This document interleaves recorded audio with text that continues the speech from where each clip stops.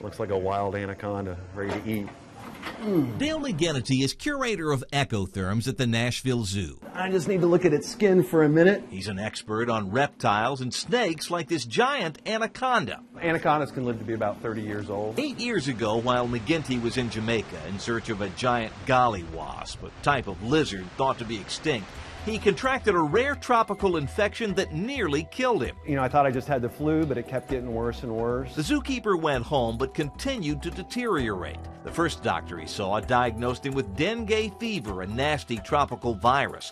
But it was soon apparent the bug that made Dale McGinnity sick was no fever. My temperature got up around 105, and I started coughing up blood and having blood come out of places it shouldn't come out of. McGinnity's wife rushed him to Vanderbilt, where he was treated by members of the hospital's infectious disease team headed by Dr. Patty Wright. He had to be on dialysis because his kidneys stopped working temporarily. He was, quite frankly, one of the most jaundiced people I have ever seen in my life. Not unlike the doctors on the long-running Fox medical drama House. And total body irradiation.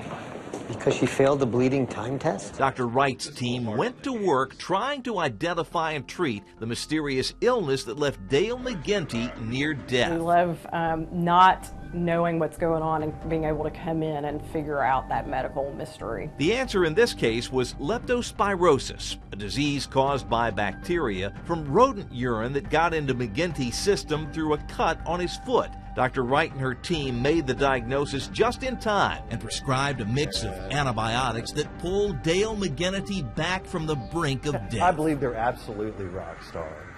When somebody saves your life, when you're that close, they care so much about their patients. Let me just have you sit forward a little bit. That's good. The infectious disease team here at Vanderbilt sees patients with unusual cases almost every day. Now we take a real big breath. But Dr. Steve Dummer, a longtime member of that team, says there's a lot more conversation and a lot fewer painful procedures than the shows on TV.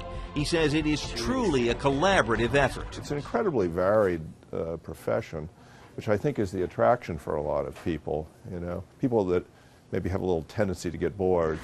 And infectious disease isn't just patients.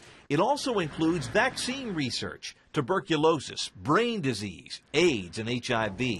Dr. Spiros Callums leads a team trying to find a way to harness the body's ability to fight off AIDS. We've identified that about 30% of HIV-infected individuals are, in fact, able to make antibody responses that neutralize the virus. And this has really taken off in the past several years.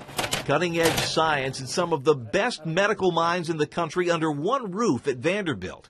Its credits already include helping to stamp out polio and more recently unraveling the fungal meningitis scare. And we will need them again. With infectious diseases, you never know. The only thing you're certain of is that there will be something new. And in the meantime, they're here for us. We'll listen to you, see how you sound. Mind sitting up? And people like Dale McGinnity. They just had the greatest facilities in the world. I think if I had gone anywhere else, I probably wouldn't be alive.